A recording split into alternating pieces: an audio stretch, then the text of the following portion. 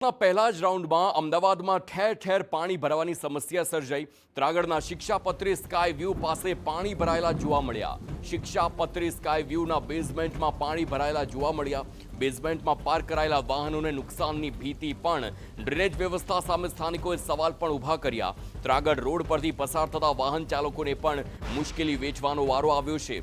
વરસાદ બંધ થયાના કલાકો વીત્યા પણ પાણી ઓસર્યા નથી। પોશ વિસ્તારમાં જ પાણી ન ઓસરતા તંત્રની કામગીરી પર પ્રશ્ન ઊભા થઈ રહ્યા છે।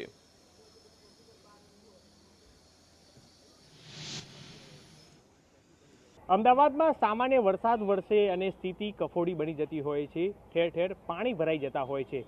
અમદાવાદમાં વરસાદે વિરામ લીધાને કલાકો વીત્યા છે। હજી પણ ત્રાગડ વિસ્તારમાં આ દ્રશ્યો જોઈ શકાય છે કે રોડ ઉપર પાણી ભરાયા છે। હાલ અહીંથી પસાર થતા વાહન ચાલકોને ભારે હાલાકીનો સામનો છે તે કરવો પડી રહ્યો છે। અમદાવાદમાં ગઈકાલે સાંજના 4 વાગ્યાથી આ વરસાદે વિરામ લીધો છે, પરંતુ આ સ્થિતિ જોઈ શકાય છે। શહેરના પોશ વિસ્તાર ગણાય છે કે જે ત્રાગડ વિસ્તાર કે ત્યાં આગળ પણ આ સ્થિતિ છે કે જે જોવા મળી રહી છે।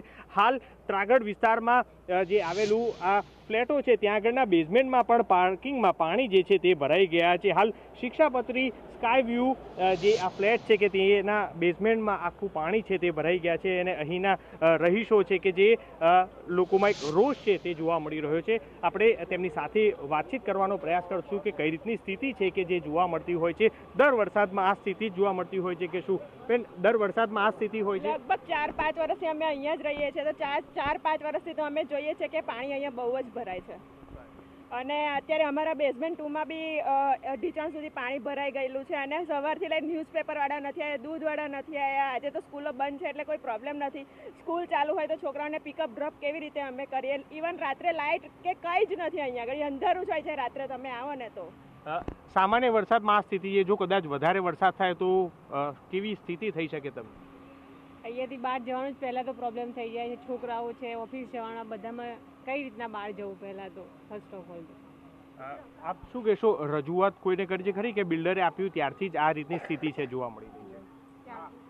એટલે આમાં જીએમસી એએમસી વાળાને બધાને, જીબી બોર્ડ વાળાને બધાને ભેગા મળીને આ બધું ક્લિયર કરવું પડશે। આ જ્યારે આટલા મોટા પ્રોજેક્ટો પડે છે ત્યારે એ લોકોને આવીને પહેલાં આ બધું બિલ્ડરોને બધાને ભેગા મળીને આ બધું પહેલાં ગટર લાઈન, વરસાદી લાઈન ગણો, લાઇટનું ગણો, બધું એ લોકોને પહેલાં ક્લિયર કરો, પછી બીજાને તમે પજેશન આપો। પહેલાં પજેશન કેવી રીતે આપો છો એ જ ખબર નથી પડતી। અહીંયા રહેવાવાળાને કેટલી તકલીફ પડે છે। સવારે ઉઠે ત્યાંથી દૂધ નહીં કે પછી ન્યૂઝપેપર ને એ તો ઓપ્શનલ છે, પણ જવાનું કોઈ બી છોકરાઓને હવે એમ થાય કાલથી હવે આ જ પરિસ્થિતિ તો વેન બી નહીં આવે તો પાણીમાં થઈને એ લોકોને ચાલતા જવું પડે ત્યારે પિકઅપ ડ્રોપ બી થશે ને, કારણ વ્હીકલો કેટલા કાલ રાતના અહીંયા ફસાઈ ગયેલા છે અને એએમટીએસ બસ બી નથી આવતી।